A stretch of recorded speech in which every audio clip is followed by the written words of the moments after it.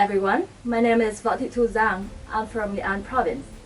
In the second round of this contest, I am going to talk about something really topical, namely Nghệ An's youth join hands to fight COVID-19.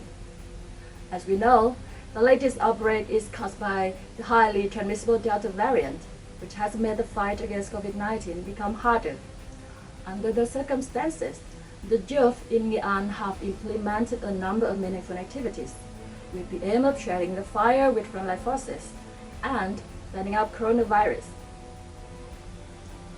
One of the more significant part of the youth campaign during pandemic in Nghệ An is Zero Dome stores. As of early September, 25 stores of this kind have been set up in social distancing localities. These mini-marts have provided free necessity worth more than 1 billion dong to local residents, giving priority to families under preferential treatment policy and disadvantaged households, as well as children and students in isolated and locked down areas. Furthermore, the youth unions in Vinh City and many districts have established 38 teams of blue shirt shippers to give invaluable support to those in need of essential goods.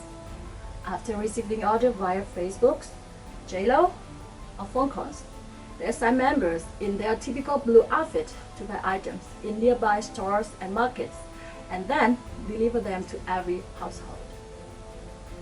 Across the province, each commune has also gathered at least one mobile dissemination team, making a total of 485 to support the task of prevention and control of COVID-19 in concentrated quarantine camps, public places, residential areas, and so on.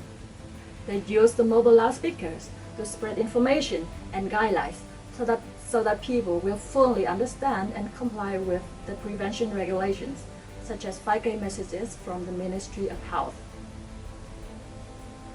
Last but not least, nearly 1,400 young people have cooperated with functional forces at 67 checkpoints to regulate traffic, guide people how to make medical declaration, collect people's information, etc.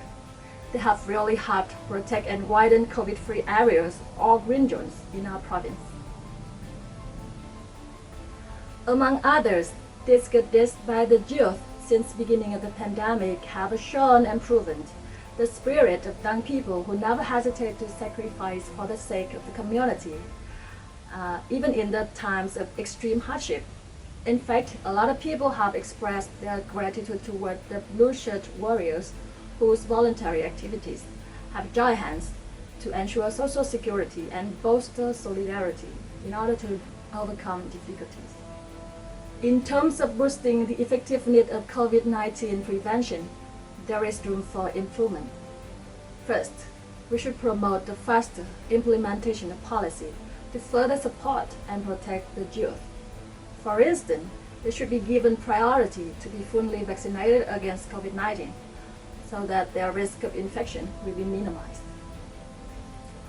Moreover, we should facilitate and encourage the youth to keep taking advantage of modern technology and carry out activities in a more flexible and safe way. And finally, the youth unions in all levels should closely monitor to timely discover, praise and expand new models as well as good practices. We can firmly believe that the youthful power of the blue shirt will definitely help our country eliminate the pandemic in the foreseeable future and get ready to enter the new normality. It's the end of my presentation. Thanks for the attention.